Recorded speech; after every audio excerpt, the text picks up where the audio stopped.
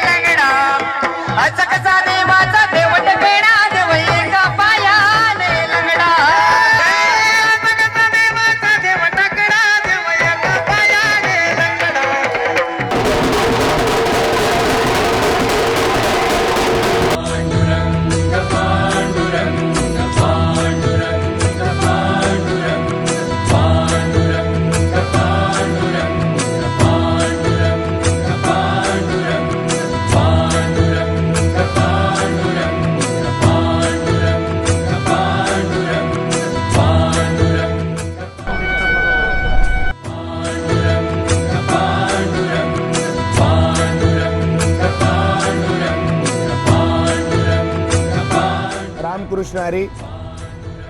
वारी पंढरीची आपण बघतोय. आपण वारीच्या पहिल्या ब्लॉकमध्ये या ठिकाणी आलो आहोत की ट्रेनमध्ये महिला मंडळी असेल यांनी भजन या ठिकाणी गायलं.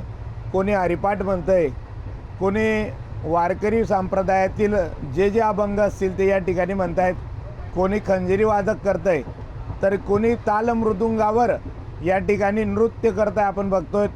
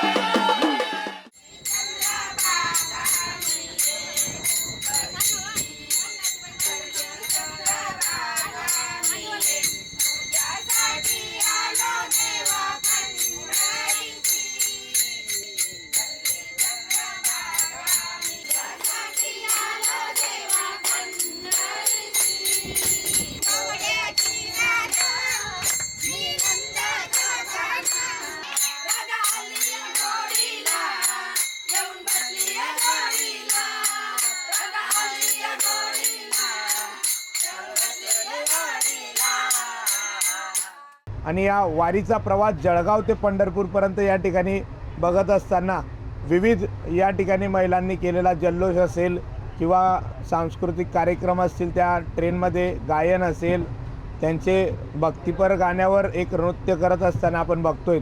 एक तल्लीन झालेला परिवार या ठिकाणी आपण ट्रेनमध्ये बघतोय.